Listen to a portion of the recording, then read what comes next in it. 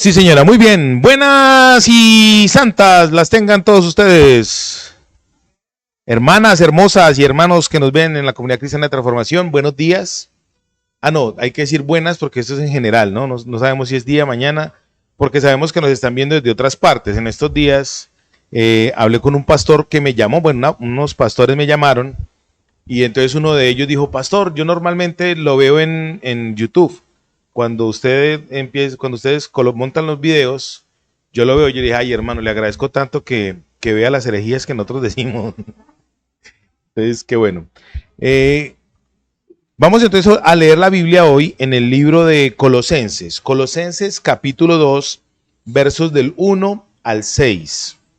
Del 1 al 7, sí, versos del 1 al 7. Colosenses 2, versos del 1 al 7. Y yo oro a Dios para que la porción de la palabra que vamos a estudiar hoy, que vamos a leer, que vamos a trabajar hoy, sea para ustedes una bendición como ha sido para mí y que yo pueda ser usado por Dios para transmitirles este mensaje cortico hoy de la palabra de Dios, pero que cause un efecto, un eco en su vida para este tiempo.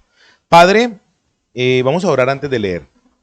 Padre, yo te doy gracias, Dios mío, en el poderoso nombre de Jesús de Nazaret, nuestro Rey, Dios, Señor y Salvador. Te ruego, por favor, Dios mío, que en esta mañana tu mano poderosa esté sobre todos y cada uno, los que hemos dispuesto nuestro corazón para venir a este lugar y las personas que en algún momento nos van a ver, Señor, que esta palabra sea para ellos, los edifique, los exhorte, los anime, Señor, en el nombre de Jesús. Que tu mano gloriosa, Señor, se mueva en medio de nosotros. Hoy vamos a leer bajo la bendición del Dios Todopoderoso, nuestro Abba, nuestro Señor, con la bendición poderosa que Él da, bajo la unción poderosa del amado Consolador, del Espíritu Santo, y bajo la redención gloriosa del Hijo.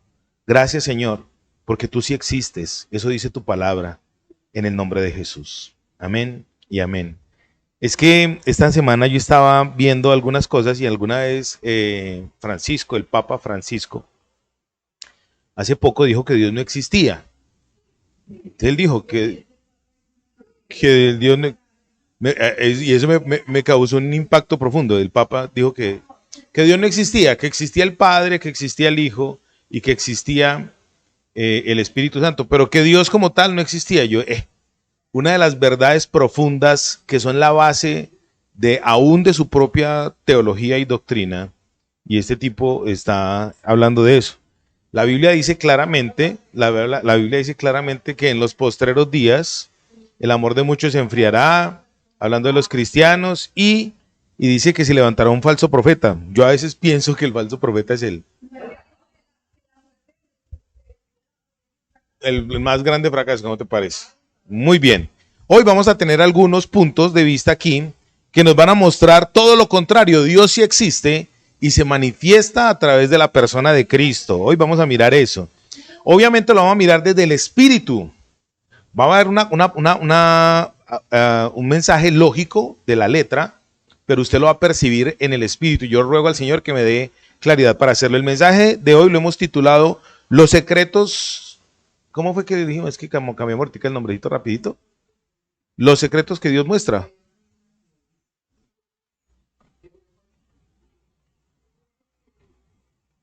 Secretos que Dios nos muestra. Secretos que Dios nos muestra. Y hoy es una cosa bien bonita. Hoy vamos a mirar un solo secreto, uno solo, y les voy a decir cuál es. El secreto es que en Cristo estamos plenos. Ese es el secreto, uno de los más grandes, que está tan a la vista que casi nadie lo ve, pero el más grande, puedo decir yo, de los secretos que Dios muestra, devela, quita el velo, es que Cristo es nuestra plenitud. En Él estamos completos, eso dice en este libro. Enseguida vamos a leer, y en la medida que vayamos desarrollando el tema, usted se va a dar cuenta de muchas cosas. Antes de poder ver ese grande secreto, hay un previo. Siempre va a haber un previo y enseguida vamos a hacer una comparación. Vamos a leer entonces este pasaje. Colosenses de la Biblia, Colosenses capítulo 2, versos del 1 al 7. Dice, porque quiero que sepáis cuán gran lucha sostengo por vosotros y por los que están en la Odisea y por todos los que nunca han visto mi rostro. Verso 1. para que sean consolados sus corazones, unidos en amor, hasta alcanzar todas las riquezas de pleno entendimiento, a fin de conocer, ojo con esto, el misterio de Dios el Padre y de Cristo. Porque hay gente que dice que Dios no existe, porque es un misterio que no les ha sido mostrado. Y esa persona que dijo eso nunca ha tenido un encuentro personal con Cristo. Siempre ha tenido una religión. Verso 3. En quien están, póngale pues cuidado, escondidos todos los tesoros de, número 1, la sabiduría y del conocimiento. Y esto lo digo para que nadie os engañe con palabras persuasivas, porque aunque estoy ausente en cuerpo, no obstante en espíritu estoy con vosotros, gozándome y mirando vuestro buen orden y la firmeza de vuestra fe en Cristo. Por tanto, de la manera que habéis recibido al Señor Jesucristo, andad en Él. Esto es hermoso. Arraigados y sobreedificados en Él y confirmándoos en la fe, así como habéis sido enseñados, abundando en acciones de gracias. Si en algún momento me equivoco en la lectura, les ruego me perdonen, pero tengo un problemita en este ojito y entonces se me mueven las létricas. Sí, porque esa es otra versión. Bueno, otra versión. Listo, muy bien. Secretos que Dios nos muestra. Antes de empezar, les quiero dar una pequeña introducción. La palabra de Dios debe ser para todos nosotros fácil de entender. Fácil de entender. Me perdona que me coloque como ejemplo, yo soy cristiano hace 25 años. Y hace ese tiempo, antes de los 25 años de ser creyente, yo leía mucho la Biblia, pero no entendía absolutamente nada. Yo leía mucho la Biblia, yo leía Génesis y me parecía hermoso ver la historia de la creación, el diluvio. Yo de hecho pensaba que eran historias fantasiosas y demás. Cuando veía el libro de Éxodo, yo decía qué cosa tan espectacular, cómo Dios saca a su pueblo y mata a los malos, porque uno antes de tener a Cristo piensa que el malo tiene que morir, así la venganza y todo, qué bueno que se murió el hijo de Faraón, ¿para qué mató a todos esos niños? Empieza uno con esas emociones, ¿no? Entonces yo leía la Biblia y leía el libro de Levítico cuando decía que el cerdo era impuro comerlo porque era un animal de pezuña hendida y tal. Ahí se me empezaba a complicar el cuento porque yo decía, ¿cómo es de rico el marrano, el cerdo, el chicharrón? Y a Dios no le gusta, bendito sea el Señor. Resulta que un día dice la Biblia que el conejo es un animal impuro y Dios prohíbe la comida del conejo. Y por esos días yo comí conejo por allá en Villavicencio. Yo decía, yo pequé. En fin, entonces se me confundía el tema. Y cuando no entendía eso, entonces me iba para el libro de los profetas y yo decía, pero qué historias tan hermosas, cómo es que esta gente pelea, cómo es que esta gente guerrea y demás y tal. Y no entendía eso y me iba para el libro de Apocalipsis y yo decía, pero cómo así que todo el mundo se va a morir, cómo así que va a haber hambres, o sea, no entendía nada, porque mi mente era una recocha ahí, no entendía la Biblia, porque resulta que no había algo importante en mi vida. ¿Qué era lo importante que faltaba en mi vida para yo poder entender la Biblia? El Espíritu Santo. Porque el Espíritu Santo fue la persona que inspiró la Biblia. Eso lo dice la misma Biblia. La Biblia se autoatribuye quién fue el que la escribió. Segunda de Timoteo 3:16 dice, porque toda la escritura es inspirada por Dios. Y dice, y es útil, o sea que la Biblia tiene una utilidad práctica para nosotros los seres humanos.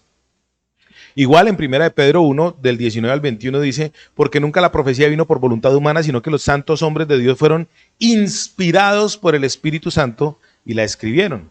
Entonces, cuando yo empecé a caminar con el Señor, hace 25 años, empecé a ver la Biblia y todo lo que anteriormente había leído, lo empecé a entender con una facilidad increíble. Entonces, empecé a ver qué bueno y qué fácil es leer la Biblia. La Biblia, amados santos de Dios, es para los creyentes. Repita conmigo. La Biblia es para el creyente. La Biblia no aplica para el mundano.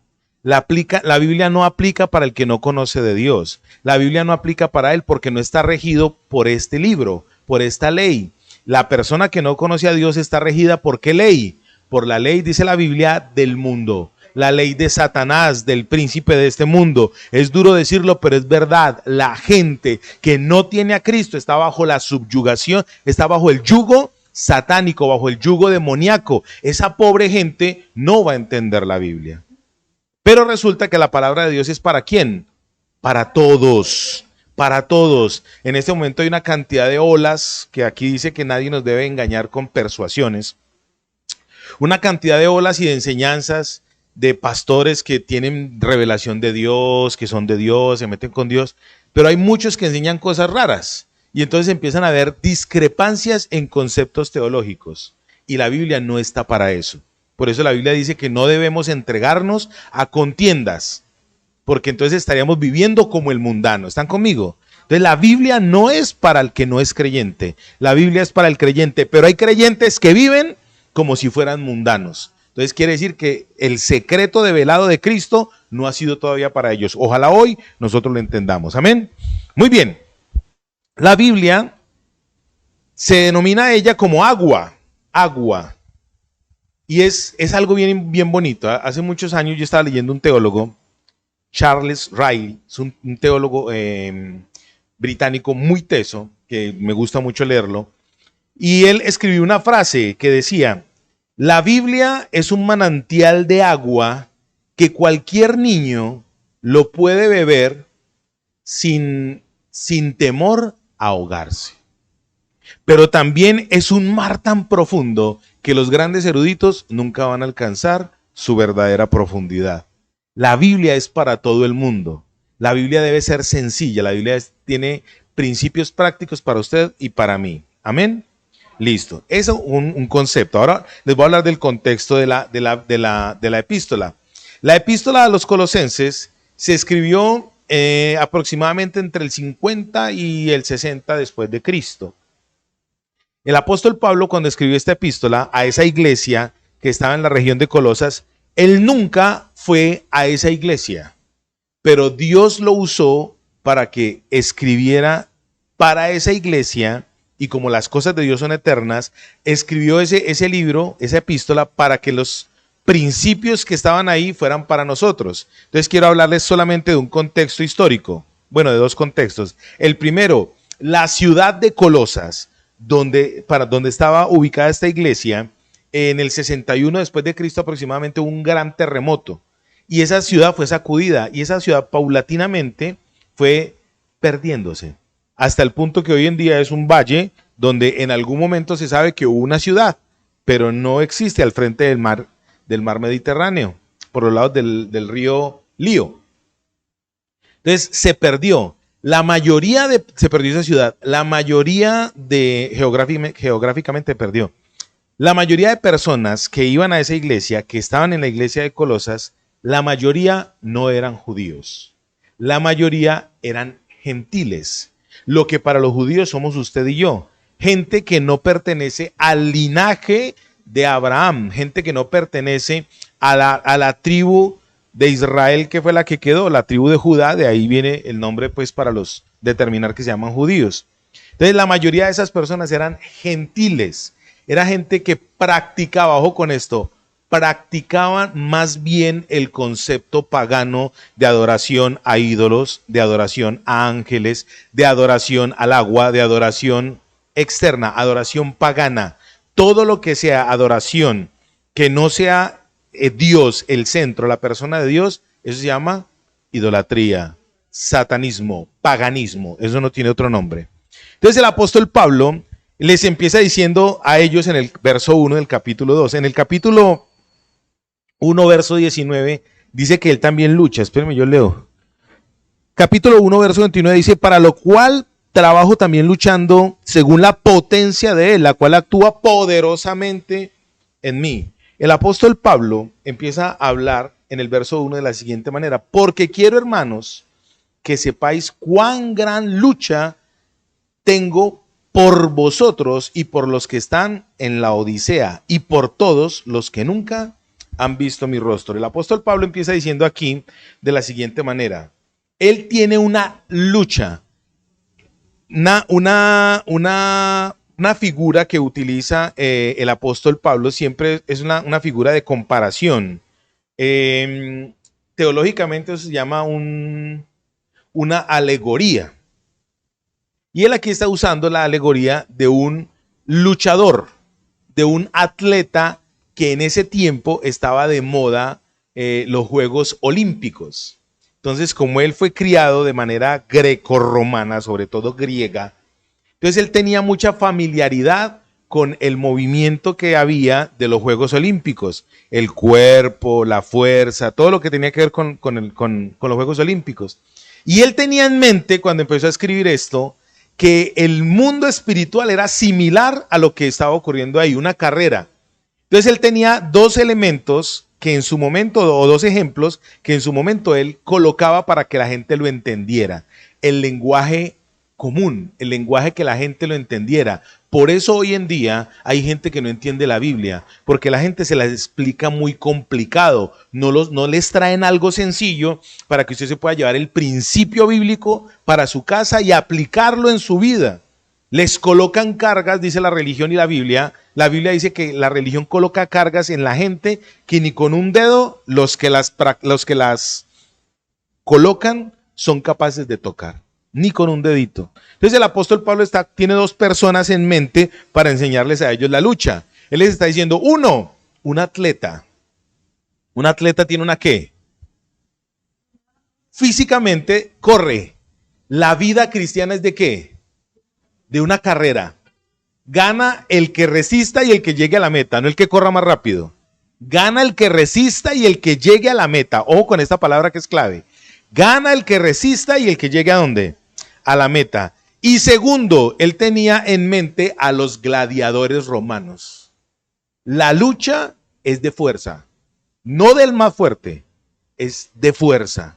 Entonces hay una lucha que es bien interesante, la lucha espiritual. Nosotros como creyentes no podemos, dice el apóstol Pedro, hermanos, no ignoréis las maquinaciones del enemigo, del diablo. Nosotros no podemos ignorar que Satanás y sus demonios quieren que usted y yo no conozcamos al Señor. Quieren que usted y yo no conozcamos las verdades de Dios para que practiquemos en nuestra vida. El diablo quiere que esta iglesia se acabe. El diablo quiere que esta iglesia se extinga, así como se acabó la ciudad de Colosas. Pero nosotros, dice la Biblia, nos vamos a levantar con la potencia de Dios que opera poderosamente en nosotros. Esta semana Dios me ha venido hablando mucho acerca de eso. Tantas cosas que hay en nosotros, nuestra propia humanidad. Yo le decía, Señor, dígame por favor, ¿yo cómo debo hacer? Mira, a los hombres de Dios, cada hombre de Dios, Dios nos tiene nuestra pila, lo de nosotros, nuestra motivación. Mi motivación más grande es Dios. A mí nadie me tiene que motivar. De hecho, si usted se pone a pensar, a uno un hijo lo desmotiva, la esposa lo desmotiva, así sea una mujer de Dios. Porque siempre van a haber roces. Yo a ella la desmotivo permanentemente con mis comportamientos y demás. Pero a uno, al hombre de Dios, a la mujer de Dios, le tiene que motivar, la meta tiene que ser Dios. ¿Están conmigo? Muy bien. Entonces dice así. Él dice, vamos a luchar porque él tenía una lucha por la gente de la Odisea, por la gente de Colosas. Él tenía una carga, él tenía ganas de ayudarles. ¿Cómo? Preocupación, él estaba muy preocupado por ellos, muy preocupado porque él estaba viendo que en ellos su comportamiento tendía a ser, ¿cómo? De donde lo rescató el Señor. Por eso aquí la Biblia dice, el apóstol Pablo dice, como ustedes recibieron al Señor, así mismo anden en libertad, anden en sosiego, anden con paz. Eso lo vamos a mirar ahorita. Pero él dice, anden. Él estaba muy preocupado. Entonces eso, en él había una ¿qué? Una lucha, una carga. Él luchaba, él oraba. La Biblia dice que él oraba por ellos. Y él sentía gozo en orar por ellos. ¿Listo? Entonces, número uno, vamos a mirar aquí los secretos que Dios devela. Entonces, el primer secreto que vamos a mirar hoy, ¿cuál es? Que Cristo, nosotros estamos completos en él. Para poder llegar a esa meta, el apóstol Pablo dice, bueno, yo voy a correr por ustedes. Yo voy a luchar por ustedes. Y mi meta, aquí lo dice en el verso 2, vamos a colocarlo. La meta que él tenía para que ellos pudieran ver a Cristo y recibir La plenitud de Cristo era la siguiente. Número 1, en el verso 2 dice lo siguiente. Bueno, voy a leer el 1 y el 2. Porque quiero que sepáis cuán grande lucha sostengo por vosotros y por todos los que están en la Odisea, por todos los que nunca han visto mi rostro. Dice para. El para es un propósito. La lucha que él tenía era la siguiente. Tenía 4 metas para que, cumpliendo esas 4 metas, Cristo empezara a manifestarse en nosotros. Les voy a hablar de las 4 metas rápidas, cuáles son, por si no alcanzamos a terminar acá hoy, usted la sepa. Primer meta que él tenía era que hubiera consolación. En el verso 2 dice, para que sean consolados sus corazones, 1, unidos en amor, 2, hasta alcanzar todas las riquezas de pleno conocimiento, 3, y 4, conocer a Dios. En el verso 2 están las 4 metas que él quería alcanzar en esa carrera, que usted y yo debemos alcanzar en la carrera que estamos viviendo como cristianos, para poder ver el primer secreto que Dios nos quiere revelar a usted y a mí. ¿Me estoy dando a entender, santos de Dios? Entonces, Dios quiere, dime, hermana. Número 1. 2, ¿sí? Del entendimiento. 3 y 4, conocer el misterio. Esas 4 metas que están en ese verso, lo vamos a colocar como, ahorita que está de moda la novela de Rigo. Yo no he visto el primer capítulo, pero está de moda esa novela. Resulta que los ciclistas, para obtener ganarse una etapa, tienen que tener varias metas. Entonces dice, hay meta contrarreloj, hay meta de equipo, hay meta de altura, metas volantes, una cantidad de chécheres. Hoy el apóstol Pablo, la Biblia nos quiere mostrar a usted y a mí 4 metas que Dios quiere que usted y yo percibamos de Dios. Ojo con esto. Si usted mira esto, las metas, ¿quién es el que las tiene que cumplir? Dios. No somos nosotros. Es Dios. Primera herejía del día. Es Dios. ¿Sabe por qué? Porque Dios necesita consolación. No. ¿Quién es el que necesita consolación? Yo. Listo. Entonces, ojo con esto que les voy a decir. Lo primero que el apóstol Pablo está diciendo aquí, para podernos develar la plenitud en Cristo, dice, yo anhelo en esta lucha que yo tengo, como primera meta, que ustedes sean consolados. ¿En dónde? No dice que sean consolados económicamente. No dice que ustedes sean consolados a nivel físico. No dice que ustedes sean consolados, ay, que le llegó el empleo. No. Él dice que haya consuelo ¿en dónde? En el corazón. Mira, el mundo está estableciendo hoy una carga fortísima emocional contra las personas. ¿Saben quiénes son los que son más vulnerables a recibir esas cargas emocionales del mundo? Nosotros los cristianos. Porque resulta que el mundo, ¿a quién ataca? El mundo ataca a los que tiene ahí. ¿Usted cuándo ha visto un borracho preocupado? Dígame, ¿cuándo usted ha visto un borracho preocupado? ¿Cuándo se preocupa que no tiene por qué beber? ¿Cuándo ha visto usted un drogadicto, un adicto, un habitante de calle preocupado? Nunca lo ha visto. Por eso, ¿cuándo ha visto usted un habitante de calle? ¿Cuándo lo ha visto usted preocupado? Ay, Dios, ¿qué me voy a poner? ¿Qué voy a comer? Sin bañarse.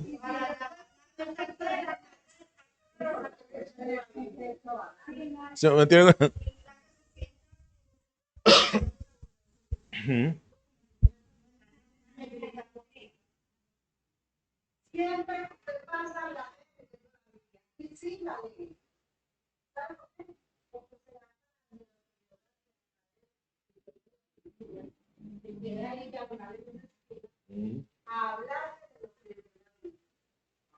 La ley. Ponle pues cuidado. La ley, pero no tiene la develación.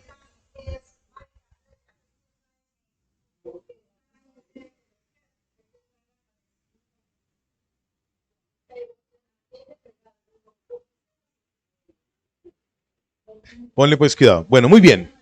Entonces resulta que la primer meta que Dios quiere obtener, ¿cuál es? Traernos a usted y a mí consolación. ¿Qué es lo contrario a consolación? Vamos a jugar a los desconsolado, ¿sí o no? ¿Y usted cuándo está desconsolado? ¿Cuándo usted está desconsolado?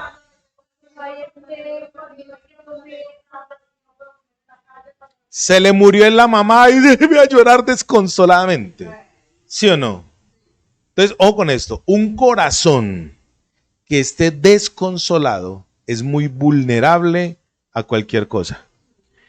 Está comprobado científicamente que las mujeres que más son, que son más propensas a la infidelidad son aquellas que no tienen satisfacción en cualquier relación. Los hombres que están propensos a cualquier tipo de infidelidad es porque no están consolados en cualquier área. Por eso Dios dice que Él quiere traer consolaciones ¿a dónde? Al corazón. Según la Biblia, el corazón son las creencias más profundas que el ser humano tiene. Adentro, lo interno, no es lo externo. Yo conozco gente podrida en la plata y son tan pobres que lo único que tienen es plata. Nada los llena, nada los consuela, avión propio, en fin. Bueno, yo no he conocido personas que tengan avión propio, pero sí gente muy millonaria, muy rica. Ah, sí, antes sí los conocí. Muy ricos. Y lo único que tienen son tan pobres que lo único que tienen es plata. Hoy el Señor nos quiere decir a usted y a mí que aunque usted y yo no hayamos visto el rostro del Rey, que aunque usted y yo no lo conozcamos todavía directamente, ¿qué quiere hacer Él con usted y conmigo? Consolarnos. Él quiere traer consuelo a su vida. Así, amada, así que hermano amado santo de Dios, dime.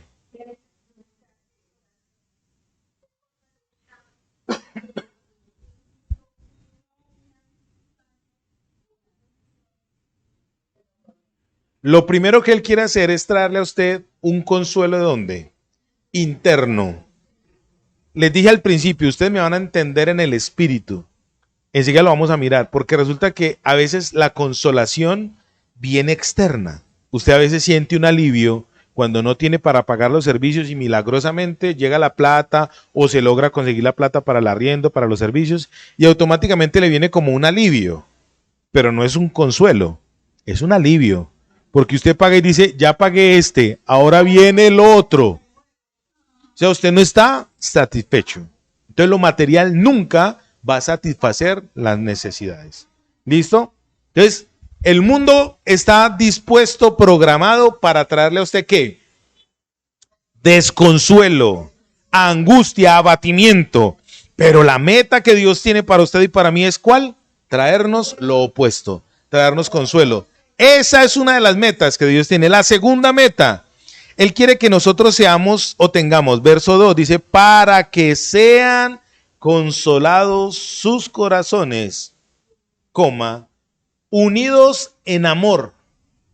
Póngale pues cuidado, esto es una maravilla, porque este puntico sí que es bien bueno para los cristianos evangélicos, para los que leemos la Biblia. ¿Para quién es la Biblia? Para los creyentes. Yo lo repito, Charles Spurgeon alguna vez dijo, la Biblia es la luz del creyente. Cristo dijo, vosotros sois la luz del mundo, pero la Biblia es la luz del creyente porque el mundo no lee Biblia, el mundo lee cristianos, el mundo lee nuestro comportamiento. Y resulta que esta semana me encontré con una ex discípula mía. Yo no quiero saber nada de cristiano, no quiero saber nada de iglesia, no quiero saber nada. Y entonces ella me dijo a mí, me dijo eso, yo no quiero volver a la iglesia. Y le dije, y a veces uno como pastor no quiere seguir trabajando en la iglesia por gente como usted. Esa muchacha me abrió los ojotes así como Zabaleta matada a palo. A veces uno como pastor se desgasta y dice, no quiero más nada por gente como usted. Entonces ahí mismo ella me miró y le dije, sí, porque usted está pensando que el tipo que usted llevó a la iglesia se va a enamorar de usted. Y allá en la iglesia usted dice, ay, esta que no me mira, ay, esta que fififi. Uno siempre está mirando ¿qué? Lo externo. Aquí el Señor está diciendo la unidad que Dios quiere completar en usted y en mí es una unidad no por cohesión. ¿Qué es la palabra cohesión? No es por un mandato. El Señor dice, un mandamiento nuevo os doy, que os améis unos a otros. No quiere decir que Él nos ordena imperativamente que se amen. Él nos dice, estrenen ese mandamiento. O sea, yo les doy este regalo de que tengan la capacidad de amarse. Usted verá si lo recibe o no lo recibe. Usted verá si lo usa o no lo usa. Es usted el que toma la decisión. Pero es usted. ¿Y sabe usted por qué a veces no ama a su hermano? Porque usted no le ha permitido a Dios que le consuele el corazón. Y voy a colocar 2 ejemplos nomás. Primero, ¿cuántas personas hay que han sido abusadas sexualmente de pequeñas? Hombres y mujeres. A mí me abusaron sexualmente. ¿Cuántas personas hay que tienen complejos? ¿No sé la qué? No, cualquier tipo de abuso, el abuso mental, el abuso verbal, cualquier físico, el maltrato, cualquier tipo de abuso. ¿Cuántas personas hay que han sido traumados o traumatizados en su vida? Ay, es que mi papá no me mimó, mi mamá no me mimó. Todos tenemos cualquier tipo de trauma, ¿sí o no? ¿Quién es el responsable de permitir que Dios le traiga consolación? Hay un texto que a mí me encanta en la Biblia, que está en el libro de Éxodo capítulo 8, cuando el Señor, el Eterno, el Elohim, Yahweh, le envió las plagas a Egipto. Y hubo una plaga en particular que eran las ranas. El faraón ya estaba hasta el copete de esas ranas. Él levantaba las cobijas y ahí estaban las ranas. Él abría el horno y ahí está, porque la Biblia lo registra así. Abría la artesa y ahí estaban las ranas. En todas partes habían ranas. Él dijo, no quiero más rana. Ya estoy cansado de comer ancas de rana. Ya no quiero más carne de rana. Y llamaron a Faraón, llamó a Moisés y a Aarón y les dijo, venga, necesito que oren a Dios para que quite esa plaga. Y Moisés y Aarón le dijeron, listo señor, Faraón, ¿cuándo quiere que oremos? Y él dice, mañana. ¿Cuántas veces usted y yo le posponemos a Dios el motivo de consolación? Y al posponer ese motivo de consolación, resulta que la unidad en el amor que va a pasar se va a posponer, porque usted todavía está recibiendo más fácil lo malo que lo bueno. Hay gente que no se deja amar. El ejemplo claro lo viste ahorita. A esta persona se le ha amado, ella no quiere dejarse amar. Usted tiene que obligar a, ay, venga, déjese amar. Ay, por favor, venga, déjese amar. Venga, ay, venga yo. Ay. Soy yo, ¿sí o no?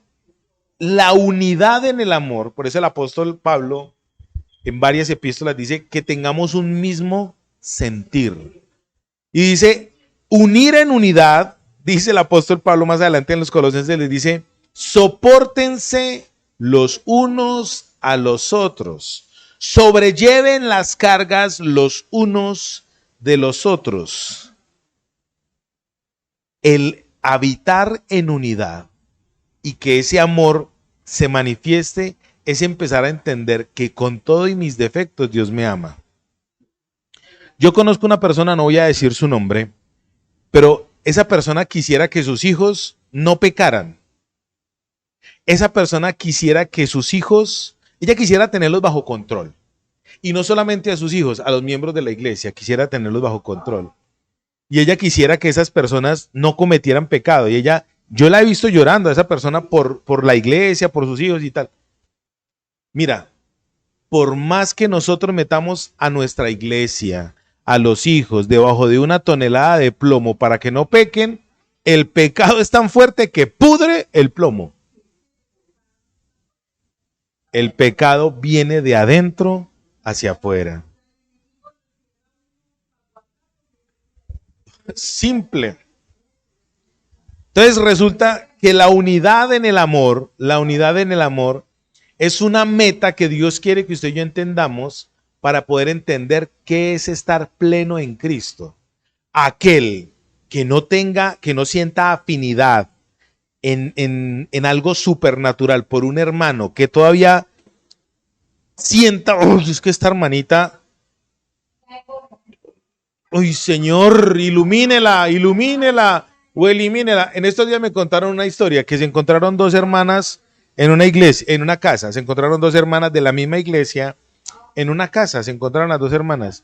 Y una de ellas dijo, yo como que aquí estoy estorbando. Y se fue.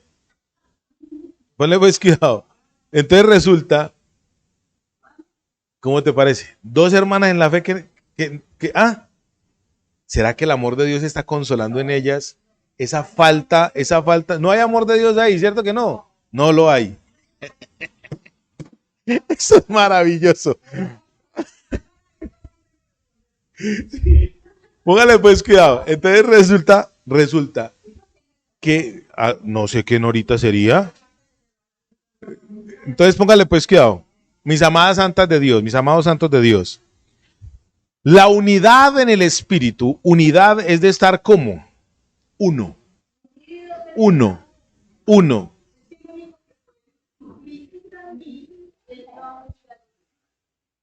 Listo. A mí me gusta mucho la cronología bíblica. Para usted poder amar, ¿qué es lo primero que tiene que hacer usted? Ser consolado. Si usted no está siendo consolado, usted no puede amar, porque no está identificando por qué debe amar.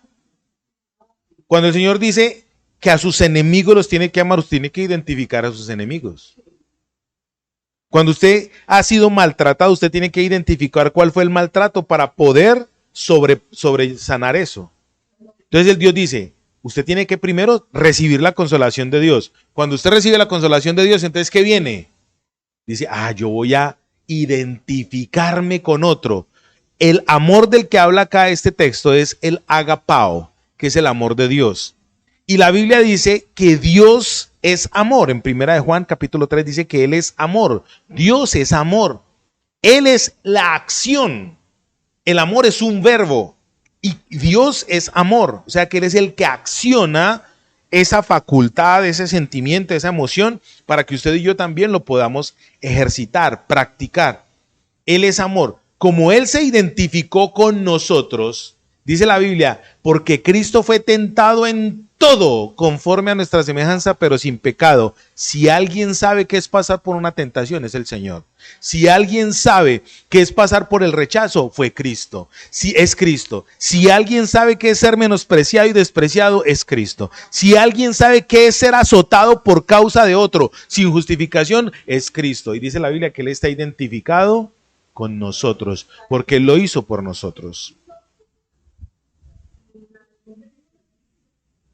Si no está Cristo en mí, pues no me voy a unir. Entonces, ¿qué quiere decir esto? Santos de Dios. ¿Qué quiere decir esto? Si Cristo no está en mí, entonces, ¿cómo voy a decir que voy a ser unido? ¿Y cómo voy a ser unido si Cristo no está en mí? Entonces, mi cristianismo, mi relación con Dios empieza realmente a verse o a ponerse en una tela de juicio.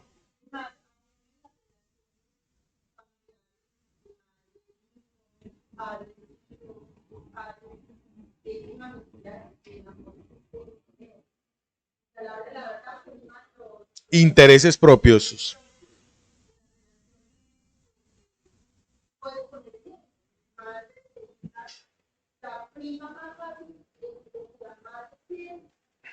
Siempre, siempre, el papá y la mamá. Mira, yo conozco una señora que no hace que es mi suegra. A ella le encanta, a ella le encanta tener la razón. Y así no la tenga, es mamá. Entonces, por el solo hecho de decir que es que yo soy la mamá, se pretende tener la razón. No siempre es así. No siempre es así. Le decía yo ayer a mi esposa, cuando uno va aprendiendo a madurar, va aprendiendo a estar más callado. ¿Qué se va uno a poner a pelear con una persona que pretende tener la razón si todos son subjeciones? Todos son subjeciones.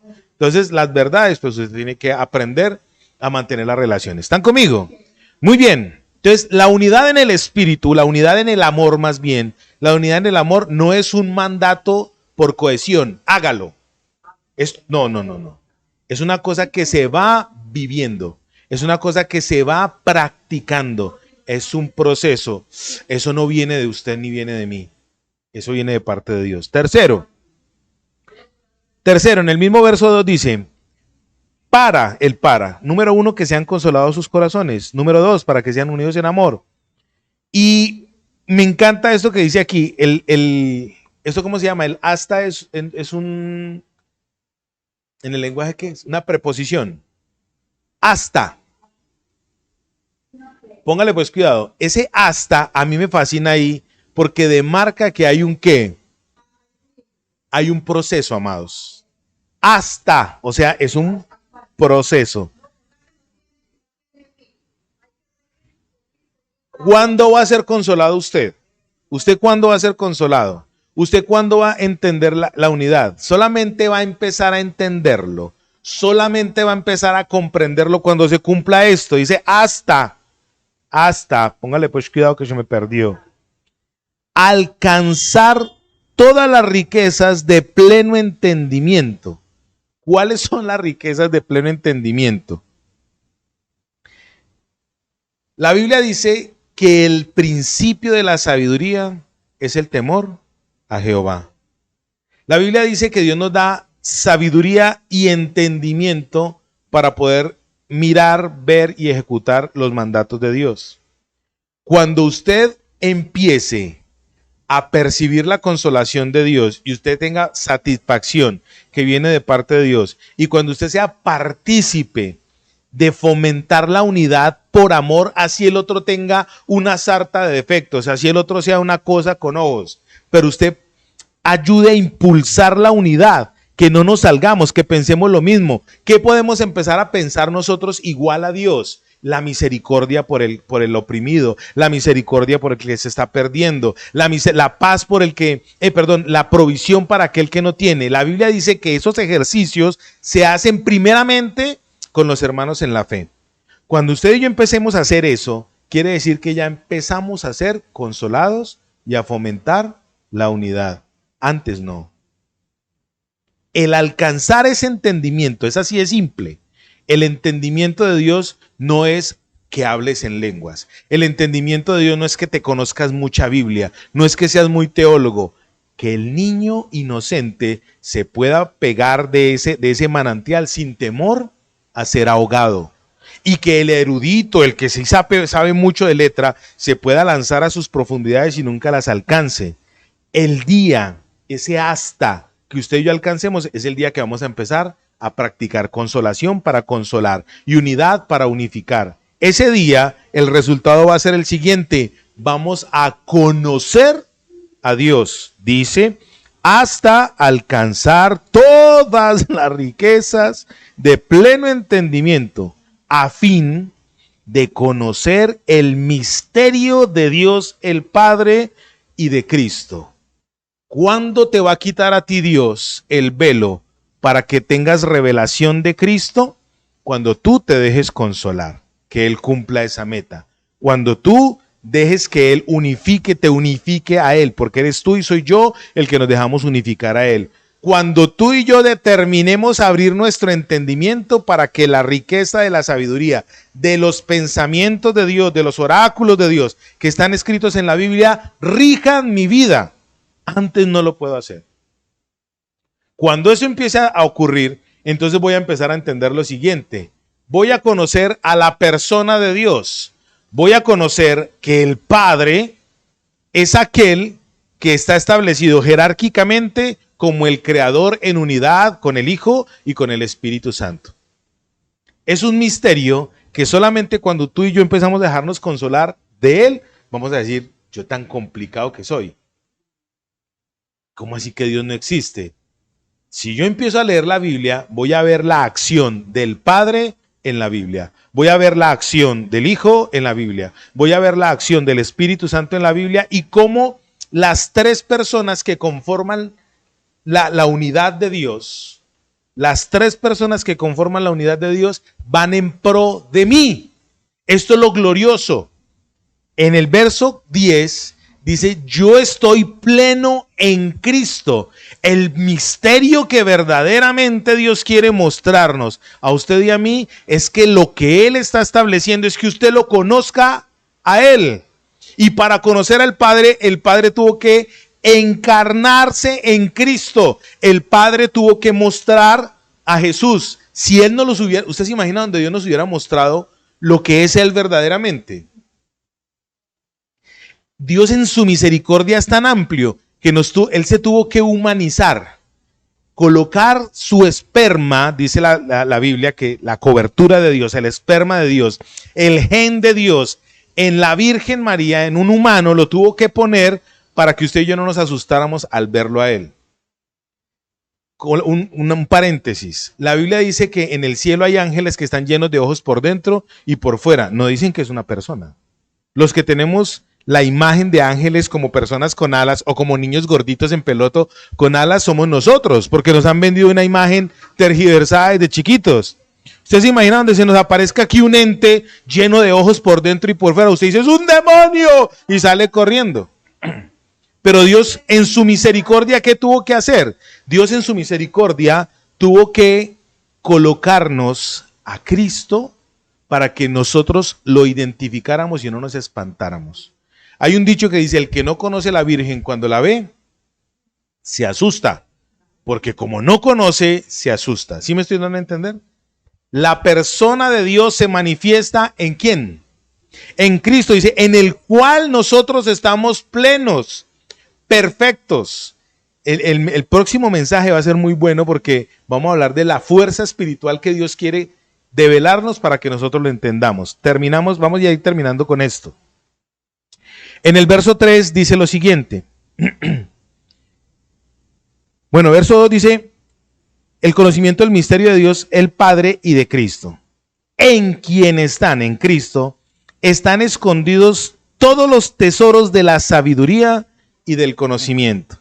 Entonces, para poder entender sabiamente, conocimiento intelectual y sabiduría espiritual, ¿a quién tenemos que mirar? A Cristo. Dice, en Él, los misterios del Padre y de Cristo, en quien están escondidos los misterios de ¿qué? Del conocimiento y la sabiduría. Duélanle a los demonios, duélanle a los religiosos, duélale a quien le duela. Cristo es el todo. En Él estamos completos. Usted y yo no tenemos fe, ay, porque soy muy fesudo. Usted y yo no somos muy dadivosos. Tenemos que recoger los diezmos y las ofrendas. Usted y yo no somos muy dadivosos porque seamos muy dadivosos. Es porque Él coloca en nosotros el querer hacerlo. Toda buena dádiva y todo don perfecto provienen de arriba, de lo alto, del Padre de las luces, en el cual no hay sombra de mudanza, no hay variación. Es en Él. Lo demás, usted y yo somos una horda de carnales, de malos.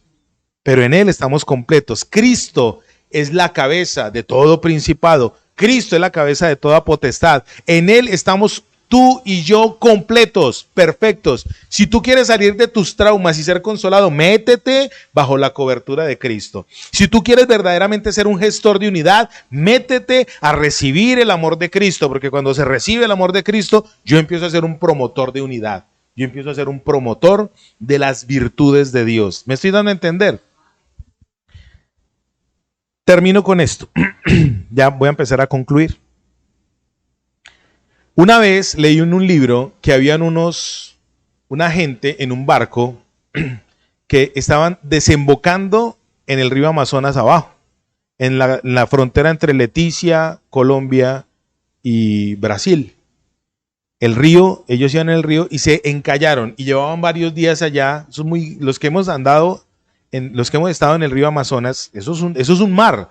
Uno cree que eso es un río chiquito. Eso es una cosa inmensa. Eso a uno lo asusta. Eso es grandísimo. Y entonces empezaron a enviar telegramas. Nos estamos muriendo de sed. Ayúdenos, por favor. Nos estamos muriendo de sed. Nos estamos muriendo de sed. Y a los días pasó un barco. Y el barco les respondió, tomen del agua en las cuales están navegando. Y le respondieron, pero es que esa es el agua del mar. No, señor, tomen del agua de las que están navegando. Y no hacían caso, hasta que un niño loco le dio por tirarse y empezó a tomar del agua y dijo, es dulce, porque resulta que estaba en la desembocadura del mar y ellos creían que ya estaban en el mar Atlántico y que por eso no podían tomar. Muchas veces a nosotros los secretos de Dios ya nos los quitó y nosotros no los vemos.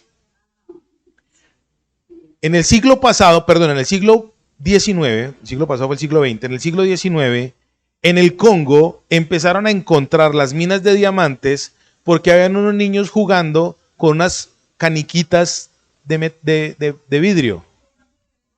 Jugando con unas caniquitas. Mija, ¿cómo está el Congo ahorita? Esa gentecita pobre y ricos en minerales.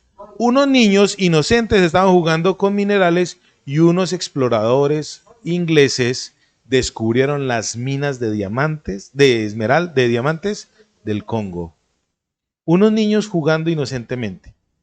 Las riquezas de la sabiduría de Dios, ojo con esto, son para aquellos que les ha sido develada, y termino con el tercer ejemplo. Un país como Colombia tan rico en petróleo, tienen que buscar, tienen que escarbar, tienen que escarbar,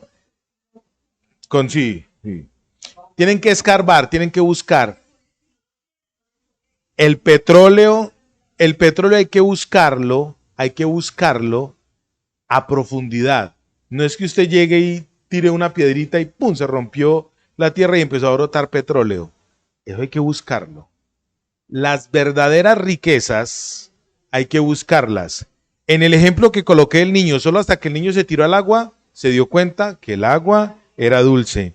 En el Congo, con las esmeraldas, inocentemente descubrieron eso, pero hoy en día tienen que escarbar mucho porque ya han extraído diamante, los que usted quiera de allá, hay que escarbar. El petróleo hay que cavar profundo para sacarlo. Y para el oro para encontrar una mina de oro, yo tengo un amigo que es pastor y se dedicó a ser minero durante un tiempo. Y él decía, mira, me decía a mí una vez, hoy puedo ser un hombre multimillonario y mañana no tengo un tip para tomarme un tinto. Así es el oro, así es la minería de oro legal. Pueden encontrarse hoy una veta y se les fue. Hay que buscarla, hay que buscarla. Verso 4, la conclusión, el resultado. Verso 4 dice así: y esto lo digo para que nadie os engañe con palabras persuasivas. A usted y a mí, nadie con un discurso ridículo nos va a quitar una consolación que provenga de Dios. A usted y a mí, nadie con un discurso ridículo o teológico nos va a quitar lo que Cristo ha hecho en mí para ayudarme a unirme a mi esposa. Ese es un ejercicio que en el camino yo lo voy a hacer. Yo soy el que voy a aceptar a la hermana Hilda, a la hermana Diana, a la hermana Leida. Yo soy el único que los voy a aceptar y ustedes son las únicas que me van a aceptar a mí.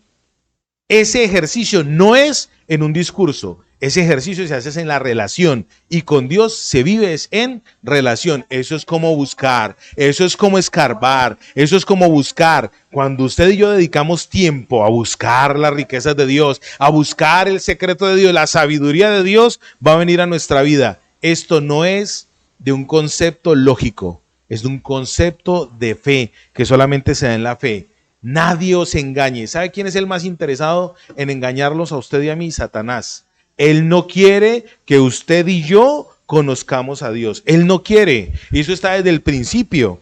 En el jardín del Edén, ¿qué le dijo Dios? ¿Qué le dijo Satanás a Eva? Con que Dios ha dicho. Lo quiso, quiso poner a la raza humana en jaque a través de ¿qué? De la razón. ¿La puso a qué?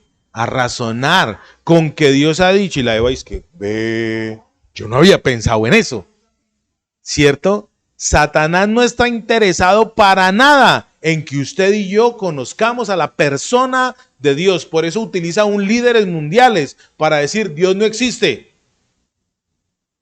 A Satanás no le interesa que usted y yo lo conozcamos. A sus demonios no les interesa que usted y yo conozcamos al Salvador del mundo. A los demonios no les interesa que usted conozca la relación en amor que es con Dios. A los demonios no les interesa que usted conozca el amor restaurativo de Dios. No le interesa que usted conozca que en Cristo todo lo tenemos, que en Cristo somos más que vencedores, que en Cristo es nuestra fortaleza, que en Él somos plenos. A ellos no les interesa. ¿Sabe por qué? Voy a concluir con la introducción del próximo mensaje.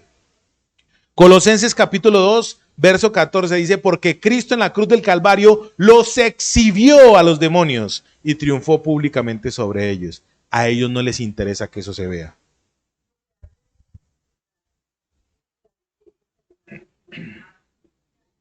Puros sofismas de distracción.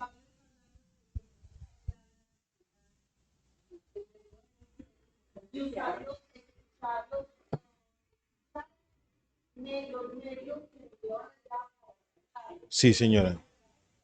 Me gusta eso, lo voy a replicar.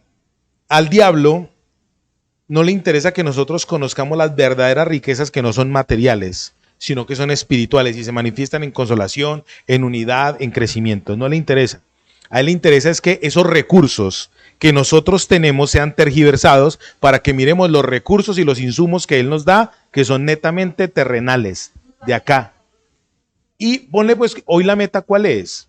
La meta es tener tu carro, tener tu casa y tener una pensión. Y aparte, y entonces empieza a colocarlo todo muy fácil. ¿Estás cansado de ser empleado? Póngase a mirar en, ¿cómo es que se llama? No, lo de los traders. Póngase mire, gane plata solamente viendo videos.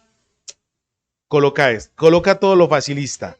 Qué bueno encontrarme un narcotraficante y hacer todo lo fácil. Las riquezas, ¿de dónde? De la tierra.